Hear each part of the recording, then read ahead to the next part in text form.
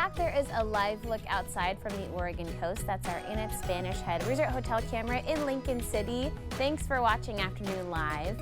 Are you feeling the melancholy of midlife? Our next guest says it may be time for a reinvention. She's the host of the Midlife Makeover Show podcast and author of the new book, Women Waking Up, the Midlife Manifesto for Passion, Purpose, and Play. We welcome Wendy Valentine. Thank you so much for being here. Oh, thank you so much. And I have to tell you, and I love that little shot right before of the coast, but don't tell the other 49 states, but Oregon was my favorite state to drive through on my RV journey.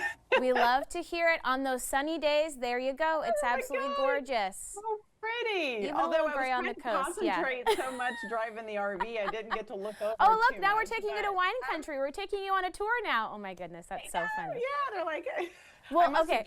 Pictures. We got to stay on task, Wendy. Okay, let's talk about this midlife time. Why do people feel so stuck sometimes?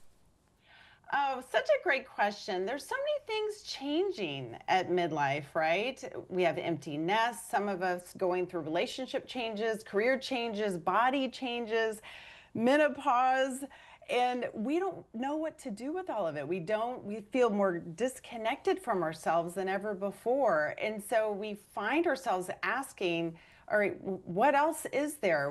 Who am I? What is my purpose? So it really stirs up a lot within you at midlife. You've got this really cool framework that you've developed to help women walk through this time. Are there certain steps that stick out to you that are really impactful?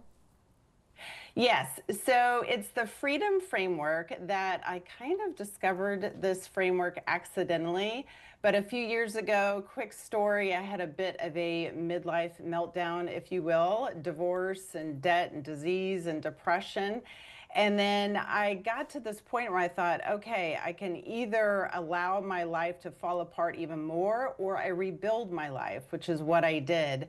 And over the course of 2 years, I got out of debt, I recovered from chronic illness, and I started building my dream life, which was to take off in an RV across the country and start my own show. And as I looked back over the course of those 2 years, I was like, how did I actually do that?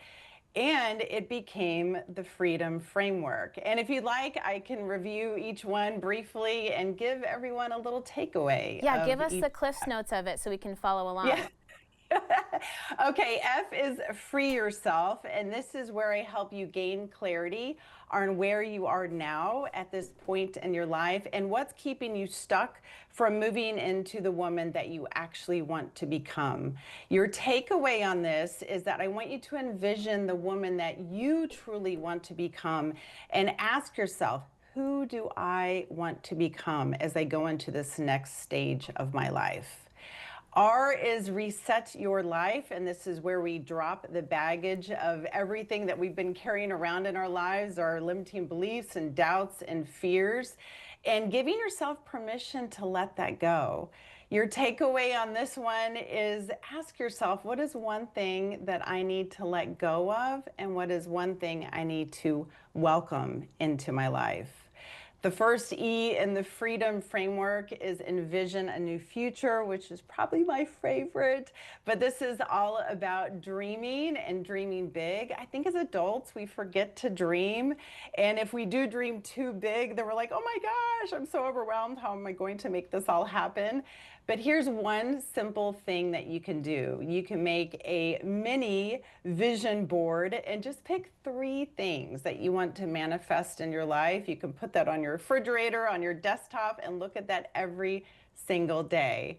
The next E is embrace and explore. This is all about dropping the perfectionism, inviting in more curiosity, embracing who you are, flaws and all, and exploring more of the life that you want to create. And the greatest takeaway on this is just asking yourself, what is one step that I can take to actually move forward in my dreams? And then the next one is detach from tomorrow. We definitely have a tendency to focus so much on the outcomes and destinations that we miss the joy of the journey, because the unknown is actually, that's where all the miracles are and the spontaneity. So one thing you can do this week is say yes to something new, something different in your life. Wendy, we have 1 minute left. I don't want you to run out of time. I just wanted to let you know, 1 minute.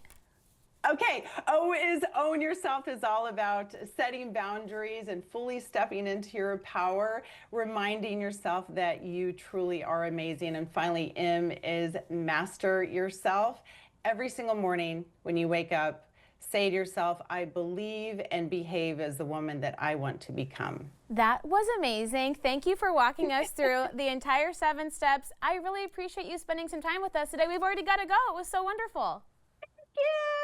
We'll see you in Oregon next time you're here. Okay, we'll have more information on our website at katu.com. There is the book again, Women Waking Up. We'll be right back with more Afternoon Live right after this.